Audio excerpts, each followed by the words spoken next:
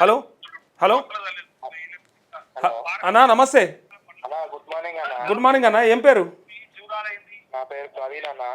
ప్రవీణ్ చెప్పాలి బ్రదర్. అది కౌడిపల్లి అన్న. నాది కౌడిపల్లి. నర్సాపూర్ కౌడిపల్లి. నర్సాపూర్ చెప్పండి అన్న. నేను మీ వీడియోస్ చాలా రోజుల నుంచి చూస్తారా?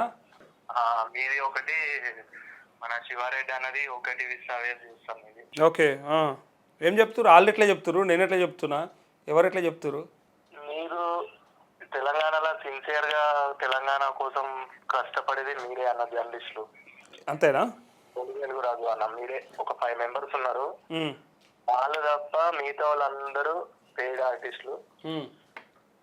మీరే కరెక్ట్ గా పని చేస్తారు అన్న. అయితే రీసెంట్ గా నేను ఫస్ట్ 10 years కేసీఆర్ కి సపోర్ట్ చేసిన. లాస్ట్ ఇయర్ కాంగ్రెస్ కోట్ వేసిన, మన నర్సాపూర్ ఓడిపోయింది. అయితే మా మదన్ రెడ్డి ఉన్నారు కదా ఎమ్మెల్యే, ఎమ్మెల్యే, అది అయిపోగానే అందులో జంప్ అయిపోయాడు. ఆయన ఎందుకు జంప్ అయిపోయినా అంటే ఆడ స్కూల్ కట్టించిండు, గురుకుల స్కూల్ ఒకటి. ఓకే. మోడిపల్లి మెయిన్ రోడ్ లో ఆయన బిల్డింగ్ కట్టిండు పెద్దది. ఓకే. ఆయన బిల్డింగ్ కట్టి ఏం చేసిండు, గురుకులాలకు రెంట్కి ఇచ్చిండు. మా అది అన్న మా ఇంకోటి రీసెంట్ గా మన రేవంత్ రెడ్డి ఏం చేస్తున్నా అంటే ఈ మూసీ నది మీద ఉన్న ఫోకస్ ఈ ప్రాజెక్ట్స్ ఏవైతే పెండింగ్ ఉన్నాయో అవిటిని కంప్లీట్ చేస్తే ఇంకా మంచి పేరు వస్తుంది. 1,00,00,000 కోట్లని ఖర్చు పెడతాడు, దాని మీద ఖర్చు పెట్టే వాళ్ళు ఈ రైతులకు మొత్తం ఈ ప్రాజెక్ట్స్ అన్ని కంప్లీట్ చేస్తే ఆయన జీవితాంతం ఆయనను కూడా గుర్తు పెట్టుకుంటారు. అవును. ఎందుకు చేస్తలేడంటారు మరి? అంటే మూసీ మీద పడ్డాడు, మరి ఎందుకు చేస్తలేడు అంటారు? మూసీ మీద పడ్డాడు అంటే ఇందులో అయితే పైసలు వస్తాయి అన్న. అందులో వాళ్ళ కాంట్రాక్టర్లు, వాళ్ళ అల్లుడి, ఇంకా వేరే వేరే వాళ్ళు ఉన్నాయి, ఆంధ్ర వాళ్ళు ఏమని.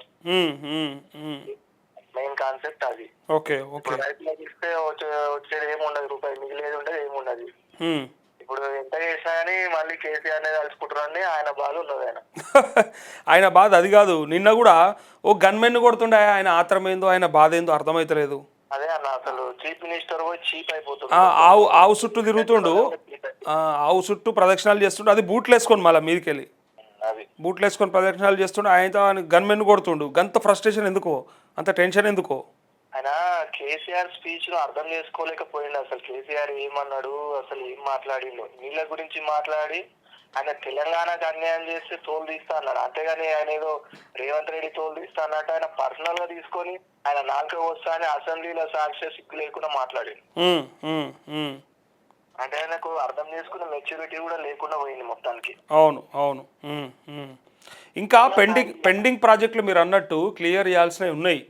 వాళ్ళు మొదలు క్లియర్ చేయించుకొని మనం ఎట్లా రైతులకు నీళ్ళు ఇవ్వాలనే దానిపైన ఫోకస్ చేయాలి. మా సైడ్ అన్న నర్సాపూర్ లో కాలువలు తీసిర్రు. కొన్ని చిన్న చిన్న కారణాల వల్ల సగం అయిపోయినాయి, కొద్దిగానే పెండింగ్ ఉన్నాయి. మాక్సిమం ఇంకా ఈ గవర్నమెంట్ మీద ఫోకస్ చేస్తే ఈజీగా అయిపోతాయి. ఆయన అనుకున్న 1,00,000 ఎకరాల నీళ్ళు అదే నియోజకవర్గం ఎకరాలు ఈజీగా పాసిబుల్ అయిపోతుంది. ఈ 5 ఏళ్ళు కరెక్ట్ గా దాని మీద ఫోకస్ చేస్తే.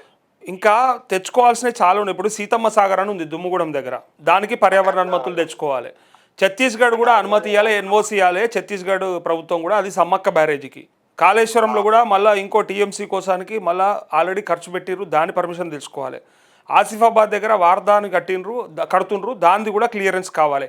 ఫస్ట్ ఈ 4 ప్రాజెక్టులను క్లియరెన్స్ చేసుకోకుండా చేయాల్సినవి చేయకుండా ఎంతసేపు గతంలో చేసినటువంటి ఒప్పందాలను పట్టుకొని అప్పుడు కేసీఆర్ ప్రభుత్వంలోనే ఇగో ఒప్పందం చేసుకురు చూడుర్రు, ఇగో ఇది తప్పిదమని చెప్తారు. కానీ మరి అప్పుడు అది 1 సంవత్సరం కోసమే చేసుకురు, టెంపరీ అగ్రిమెంట్ అని చెప్పి ఎందుకు చెప్తలేరు అనేది ఇక్కడ పెద్ద ప్రశ్న. కావాలని బదనాం చేయడానికి దాన్ని బయట పెట్టి మొత్తం ఇగో చూసిరా అప్పుడు 299 టీఎంసీలకు ఒప్పుకుంది కేసీఆర్ ప్రభుత్వం. మరి అది 1 సంవత్సరం 2 ఏళ్ళకా కాదు, ఇక తాత్కాలికమైన ఒప్పందాన్ని తీసుకొచ్చి అదే శాశ్వతమైన ఒప్పందం అని చెప్పి వీళ్ళని బదనాం చేసే ప్రయత్నంలో ఉన్నాడు రేవంత్ రెడ్డి. వీళ్ళకు కనీసం నిజాన్ని ఎక్స్పోజ్ చేసేంత నాలెడ్జ్ కూడా లేకుండా అయిపోయిందన్న. నిన్న హరీష్ రావు చెప్పిండు కదా, హరీష్ రావు పీపీటీ ఇచ్చిండు కదా ప్రజెంటేషను, అది ఒక్కళ్ళని ఇవ్వకపోతే అట్లా కాంగ్రెస్ వాళ్ళని అడుగుతా ఉన్నాడు నేను. ఆ స్థాయిలో ఆ లెవెల్లో ఇక ఉత్తమ్ కుమార్ రెడ్డి ఏమి ఇచ్చిండో ఆయన కూడా అర్థం కాలేదు, అది సబ్జెక్ట్ ఆయన కూడా సమజ్ కాలేదు. వాళ్ళ ఎమ్మెల్యేలు మంత్రులే బయట తిరిగారు లాబీలు అక్కడిక్కడ. అదేం లేదన్న, ఊరికే పెట్టి టైం పాస్ చేసి 2 రోజులు టైం పాస్ చేసి ఇంకో 2 రోజులు చేస్తే అయిపోతుంది. ఇంకా వాళ్ళు పనుకుంటారు, ఎక్కడో అక్కడ పోతారు, ఈ నెల అయిపోతుంది. ఇక అరే ఇప్పుడు మనం ఓటింగ్ పెట్టినాం, ఒక 60 ఓట్లు పడ్డాయి. కేసీఆర్కే ఉందట ప్రేమ తెలంగాణ మీద, రేవంత్కు ఉందని 7% ఉన్నది. అందులో నేను కూడా ఉన్నా, బట్ నా ఓటు వేస్ట్ అయ్యేటట్టుంది, మోరలేసినట్టు అయ్యేటట్టుంది, మురిగిపోయేటట్టుంది నా ఓటు. ఇవాళ మోరీలు ఏం కాదులే అన్న అంటే రేవంత్కే వేసినాడే నేను రేవంత్ రెడ్డికి వేసినా మోరీలే పడ్డట్టుంది అంటున్నా, మురిగిపోయింది ఇక నా ఓటు, ఓడిపోయేటట్టున్నాడు రేవంత్ రెడ్డి. మనకు ఈజీగా అర్థమైపోయింది అన్న, ఈయనకి అసలు తెలంగాణ పట్ల సిన్సియారిటీ లేదు, ప్రేమ లేదు, పక్కా ఆంధ్ర తొత్తిన తెలిసిపోతుంది కదా. పని చేస్తున్నాడు. ఇక్కడ ఏంటంటే ఇంకో దరిద్రం ఏంటంటే మనకు ఒక బీజేపీ పేరు దరిద్రం ఇది. ఇక బీజేపీ వాళ్ళు అయితే ఇక మొక్కాలకి ఇక పొద్దుగాలేసి అసలు తెలంగాణ ఇష్యూస్ కానీ, తెలంగాణ ప్రాజెక్టులు కానీ, తెలంగాణ రోడ్లు కానీ, అసలు ఏ దాని మీద ఒక్క దాని మీద ఇంట్రెస్ట్ లేదు, ఏం లేదు. ఎంతసేపు ముస్లిం హిందువులకు తాకలాటలు పెట్టాలి, ఓట్లు దాచుకోవాలి, టైం పాస్ చేయాలి, గవర్నమెంట్లు కూల్చాలి, అదే పని మీద ఉన్నారు. ఓకే ఓకే ఇంకా అది లేదు. ఓకే బ్రదర్ ప్రవీణ్, పొద్దుగాలనే ఫస్ట్ కాల్ నీదే తీసుకున్నా, చాలా మంది మాట్లాడడానికి ట్రై చేస్తుంటారు. ఆ రోజు నుంచి ట్రై చేసినా, ఈ రోజు మాట్లాడాలనుకున్నా. థ్యాంక్ యూ, మనసులో అంతా బయట పెట్టినా. Thank you so much Praveen భాయ్, మళ్ళీ ఒకరోజు మాట్లాడదాం. సరే. Okay right, thank you.